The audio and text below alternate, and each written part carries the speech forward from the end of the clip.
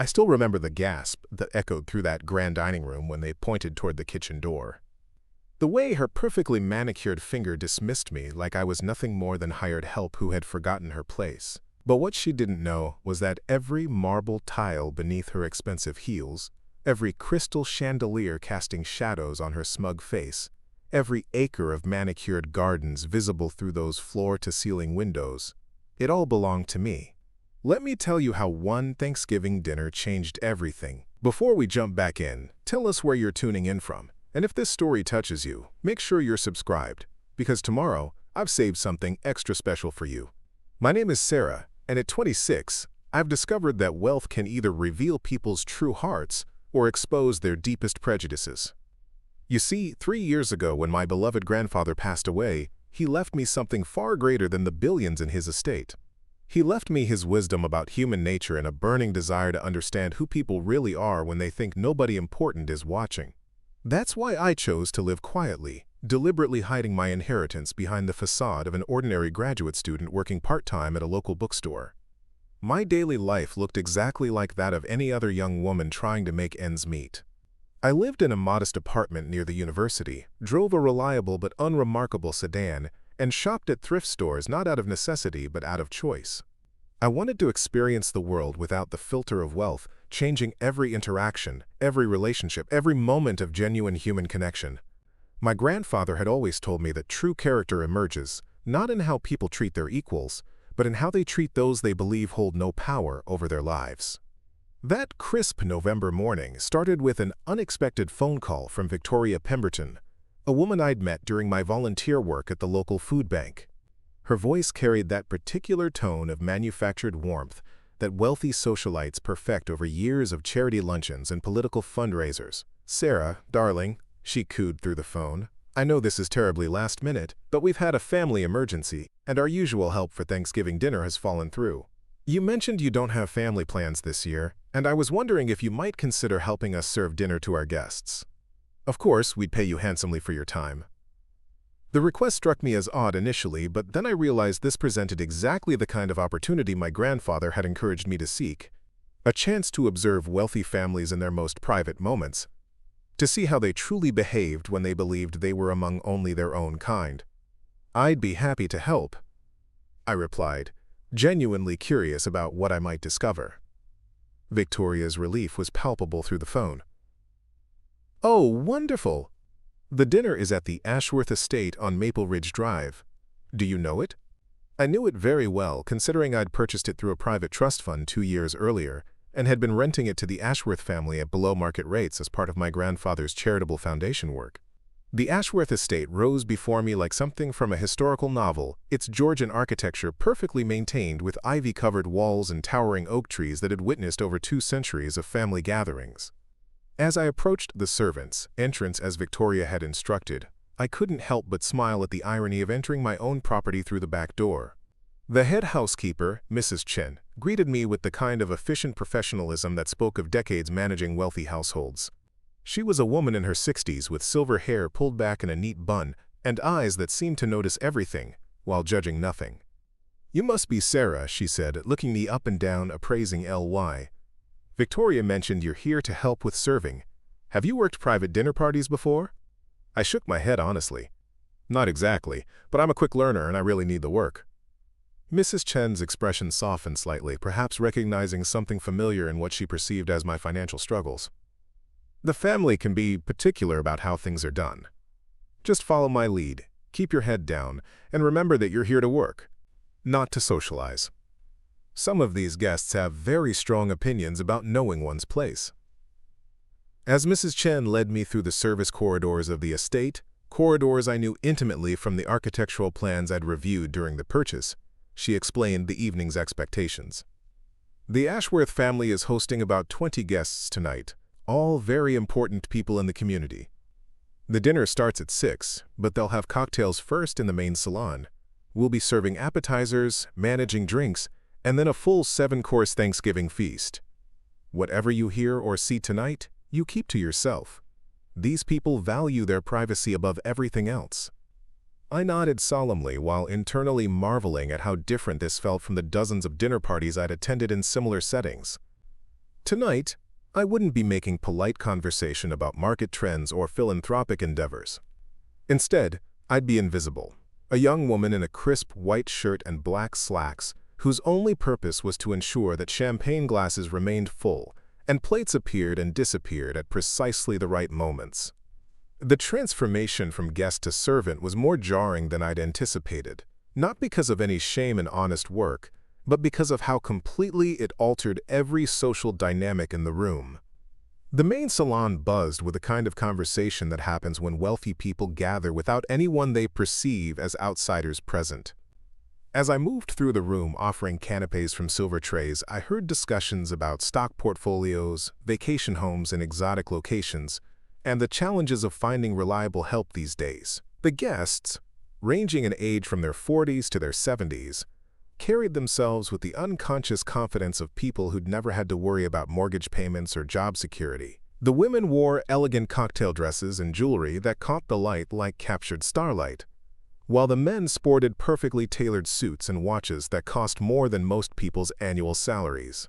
Preparing and narrating this story took us a lot of time, so if you are enjoying it, subscribe to our channel. It means a lot to us. Now back to the story.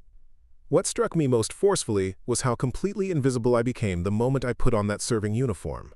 These were people I might have engaged in fascinating conversations with under different circumstances, yet now they looked through me as if I were simply part of the furniture. When I offered someone an appetizer, they would take it without making eye contact or acknowledging my presence with even a simple thank you.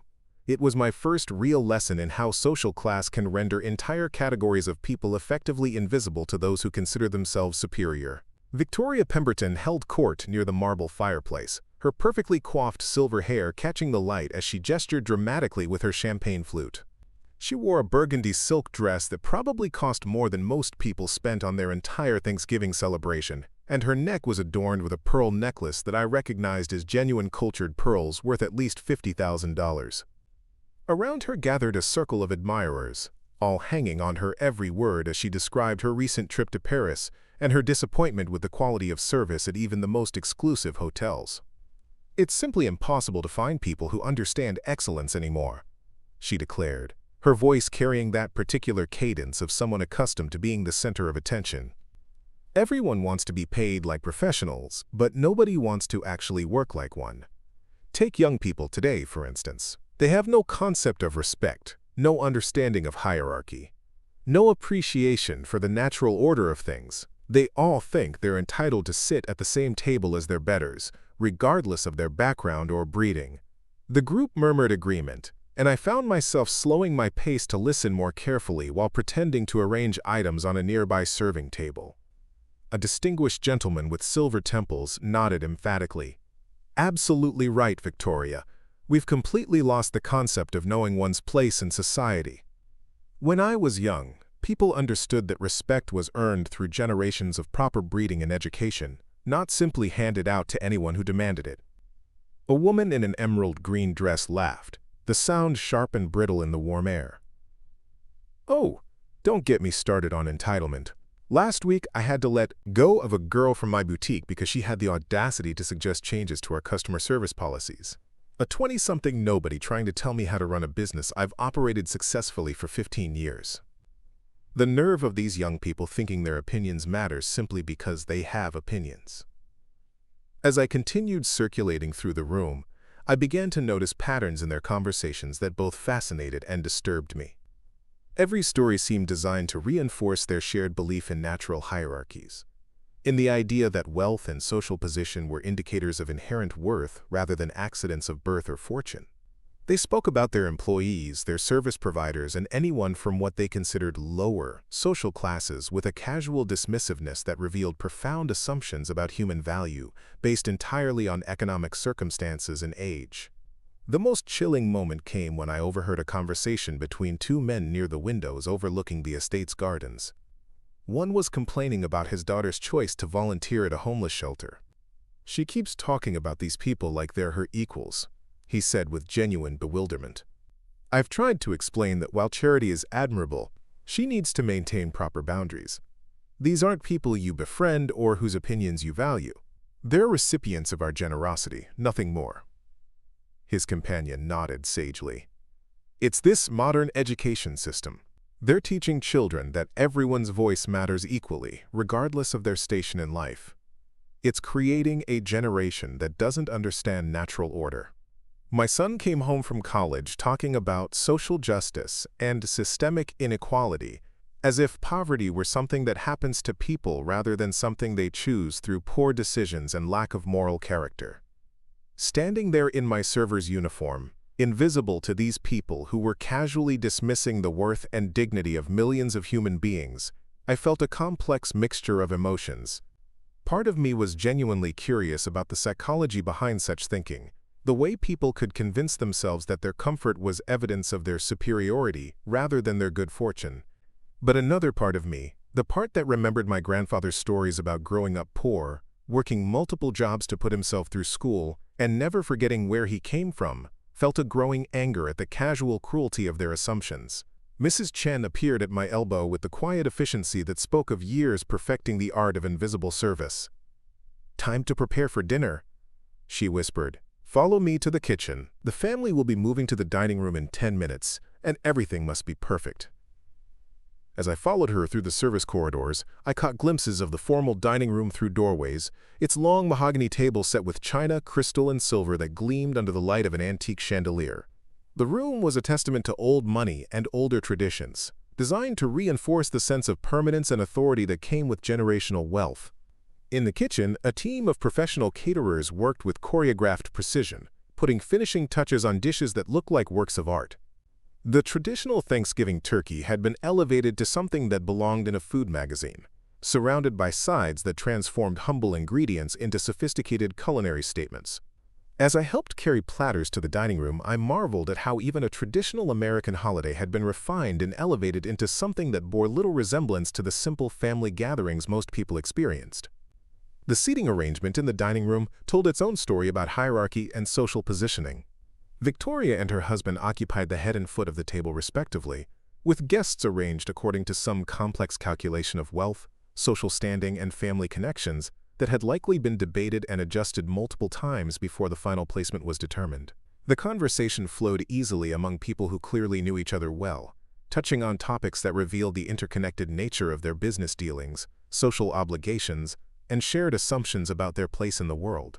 As the evening progressed and I moved quietly around the table, refilling wine glasses and replacing plates between courses, I began to understand that what I was witnessing was more than just a dinner party. This was a ritual of reinforcement, a gathering where people who held enormous power in the community came together to confirm their shared beliefs about hierarchy, merit, and social order. Every story they shared, every opinion they expressed, every casual dismissal of people they considered beneath them, served to strengthen their collective conviction that their position was not just deserved, but necessary for the proper functioning of society. The conversation took an even more disturbing turn during the main course when someone began discussing local politics and social programs. "The problem with these assistance programs," declared a man I recognized as a local business owner, "is that they remove incentive for people to improve themselves. When you hand out free money to anyone who asks for it, you're essentially rewarding failure and punishing success."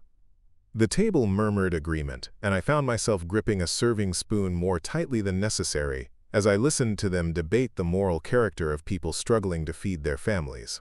What made their conversation particularly galling was the casual way they dismissed the possibility that circumstances beyond individual control might contribute to economic hardship. In their worldview, poverty was always a choice, unemployment was always laziness, and anyone who struggled financially simply lacked the moral character and work ethic that had made them successful. The idea that systemic factors, educational opportunities, health crises, or simple bad luck might play a role in people's economic circumstances seemed completely foreign to their understanding of how the world worked. As I stood there listening to them reduce complex social and economic issues to simple moral failures, I found myself thinking about my own journey and how different my perspective might be if I hadn't been born into circumstances that provided every possible advantage. My grandfather's wealth hadn't made me inherently superior to anyone else. It had simply given me opportunities and security that allowed me to take risks, pursue education, and weather setbacks that might devastate someone without such resources. Yet these people spoke as if their success were evidence of their inherent virtue, rather than their inherited advantages. The moment that would change everything came as dessert was being served, a selection of gourmet treats that transformed traditional Thanksgiving flavors into sophisticated confections that looked almost too beautiful to eat. I was carefully placing a slice of what the caterer called a deconstructed pumpkin pie with bourbon anglaise in front of one of the guests, when Victoria's voice cut through the general conversation with the authority of someone accustomed to commanding attention. "Sarah, dear," Victoria called out, her voice carrying that particular tone of authority mixed with condescension that I was beginning to recognize as her signature style. "I think there's been a small misunderstanding about the evening's arrangements." The entire table fell silent, 20 pairs of eyes turning to focus on me, as I stood frozen with the dessert plate still in my hands. Victoria's smile was sharp and calculated, the kind of expression that preceded moments of deliberate humiliation. "You see, everyone," she continued, addressing the table as if I weren't standing right there. "Sarah here seems to have gotten a bit confused about her role tonight. When I invited her to help with our Thanksgiving dinner, I thought it was quite clear that she would be working with the kitchen staff. But somehow, she's gotten the impression that she might be joining us for the meal itself." A ripple of uncomfortable laughter went around the table, and I felt my cheeks burn with a mixture of confusion and growing indignation. "I'm sorry," I said carefully, trying to keep my voice steady, "but I think there might be some confusion. I was hired to help serve the dinner, which is exactly what I've been doing all evening." Victoria's laugh was like crystal breaking, sharp and brittle in the warm dining room air. "Oh, sweetheart, that's exactly my point. You were hired to work, not to dine. The kitchen staff always eats separately, in the kitchen, after the family and guests have finished their meal. It's simply how these things are done in proper households." The man seated to Victoria's right, someone I'd heard introduced as a prominent local attorney, leaned back in his chair with an expression of amused superiority. "Young lady, I think what Mrs. Pemberton is trying to explain is that there are certain protocols in establishments like this. The help doesn't dine with the family. It's not personal, it's just the natural order of things." His tone was patient in the way adults speak to children who've misunderstood something obvious, and I felt anger beginning to replace my initial confusion. "I understand perfectly well how service positions work," I replied, my voice growing stronger despite the humiliation burning in my chest. "But I was never told I would be eating separately, and I've been working professionally all evening exactly as requested." Victoria's expression shifted to something colder, more calculating. "Dear, I think you're missing the fundamental point here. This isn't about your work performance, though I must say you've done adequately for someone so young and inexperienced." She gestured around the table with a sweep of her manicured hand. "This is about understanding one's place in the world.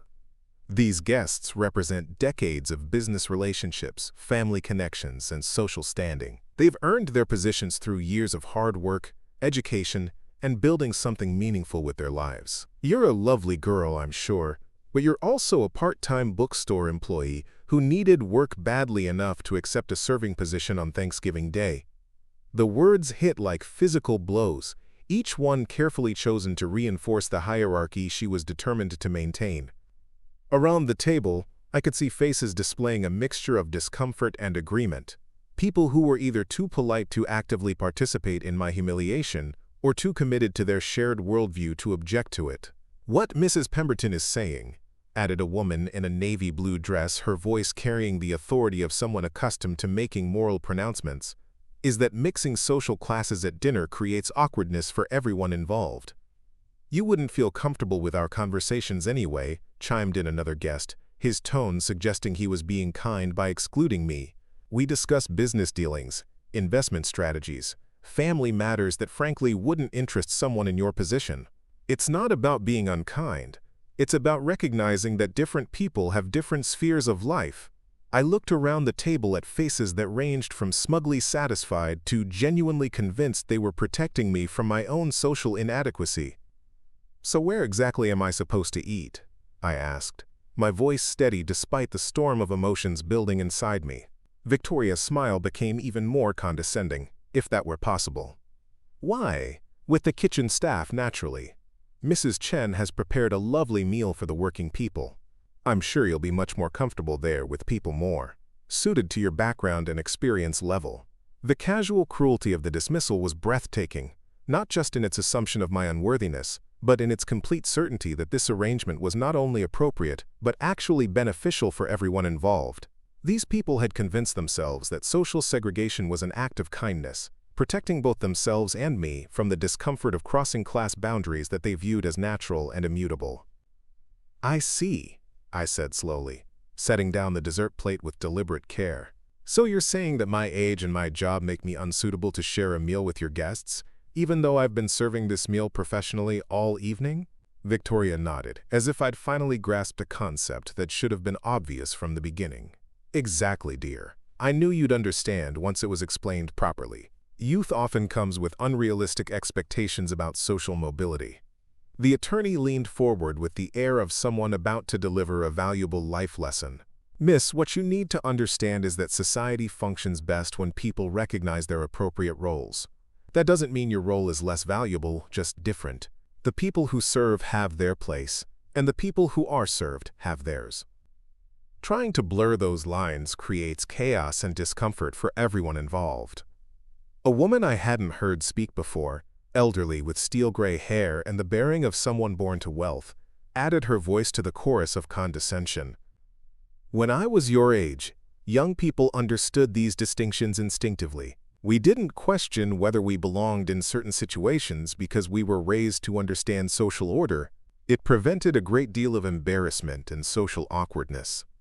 Standing there in the dining room I owned, listening to people explain why I wasn't worthy to eat at my own table, I felt something crystallize inside me. This wasn't just about one dinner or one moment of humiliation. This was about a worldview that reduced human worth to economic circumstances and age, that treated dignity as a luxury available only to those who could afford it. These people had created an elaborate system of justification for their prejudices, dressing up their cruelty in the language of tradition and natural order. "You know what's fascinating?" I said, my voice carrying a new quality that made several people look up with surprise, "is how confident you all are that you understand the natural order of things." Victoria's eyebrows rose at what she clearly perceived as impertinence from someone who should have been gracefully accepting her assigned place. "I beg your pardon?" she said, her tone sharpening. "I'm just observing how quickly you've all decided that you understand my background, my education, my family history, and my worth as a human being, based entirely on the fact that I'm young and working a service job tonight." The temperature in the room seemed to drop several degrees as 20 faces registered varying degrees of shock, displeasure, and curiosity about where this conversation was heading. The attorney's voice took on the quality he probably used in courtrooms when addressing unruly witnesses. "Young lady, I think you're overreacting to what is simply a practical arrangement. No one has questioned your worth as a person. We're simply maintaining appropriate boundaries that exist for very good reasons. But I was no longer interested in their elaborate justifications for behavior they knew was wrong. Actually," I continued, my voice growing stronger with each word, "what you've done tonight is create an elaborate performance designed to convince yourselves that cruelty is kindness, that exclusion is natural, and that your prejudices against young people are actually wisdom about social order." The silence that followed was thick with tension, and I could see Victoria calculating whether to assert her authority or try to diffuse a situation that was spiraling beyond her control. "I think," said the elderly woman with steel-gray hair, her voice carrying decades of authority, "that we've been quite patient with behavior that frankly borders on insubordination. Perhaps it's time for you to collect your payment and leave, before this becomes even more unpleasant for everyone involved." The threat was clear, and around the table, I could see faces that had moved from surprise to disapproval to active hostility. But something my grandfather had once told me echoed in my mind at that moment. He'd said that the measure of a person's character wasn't revealed in how they handled success or comfort, but in how they responded when faced with injustice, particularly injustice directed at others who couldn't defend themselves. Tonight I realized I was witnessing people who had failed that test spectacularly, and I was facing my own moment of choice about what kind of person I wanted to be.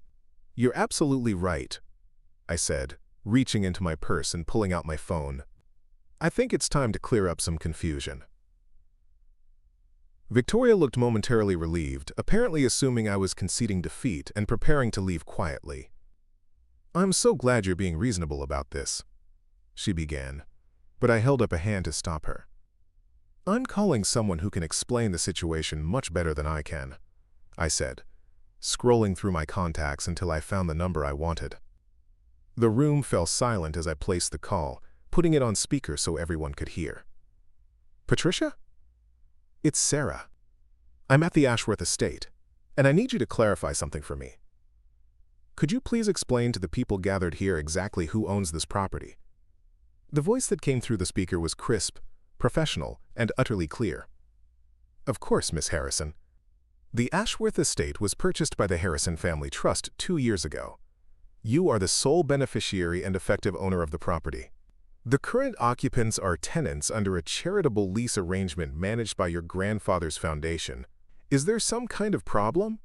The silence that followed was so complete, I could hear the antique clock on the mantelpiece ticking.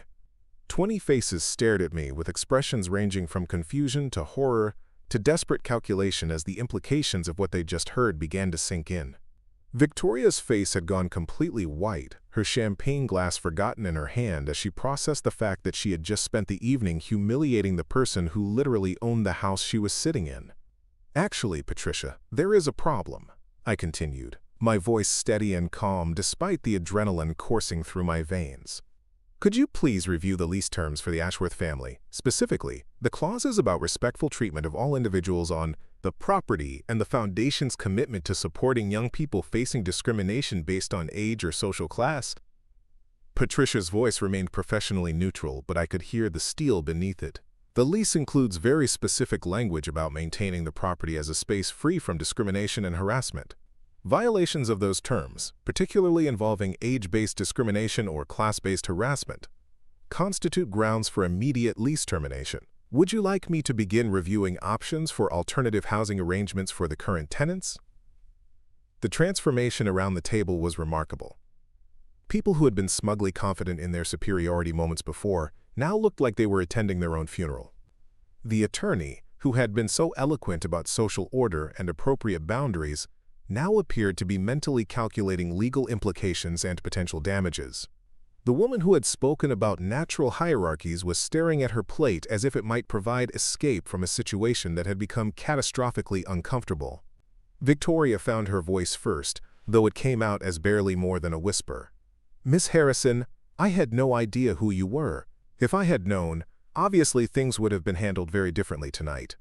The desperation in her voice was palpable, and I could see her mentally scrambling to find some way to undo the damage of the past several hours. "That's exactly the problem," I replied, my voice carrying clearly through the silent dining room. "You treated me with disrespect and cruelty not because of anything I had done, but because you believed I was someone who couldn't fight back. Someone whose feelings didn't matter because of my age and my perceived social status. The fact that you would have behaved differently if you'd known who I was only proves that your behavior tonight was a choice, not an accident." The elderly woman who had spoken about insubordination was now staring at me with something approaching terror, probably calculating the social and financial consequences of having participated in humiliating someone with the power to destroy her standing in the community. "Miss Harrison, surely you understand that this was all a misunderstanding. We had no way of knowing your true circumstances." "My true circumstances?" I repeated, letting the phrase hang in the air. "My circumstances tonight were exactly what you thought they were. I'm a young woman working a service job. The only thing that's changed is that you now know I have the power to hold you accountable for how you treat young women working service jobs. Does that change the morality of your behavior or just the consequences?"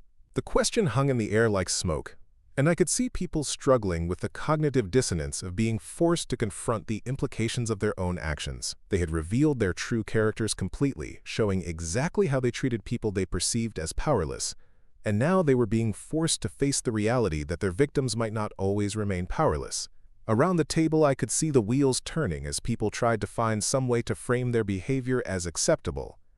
Some justification that would allow them to maintain their self-image as good people who had simply made an innocent mistake.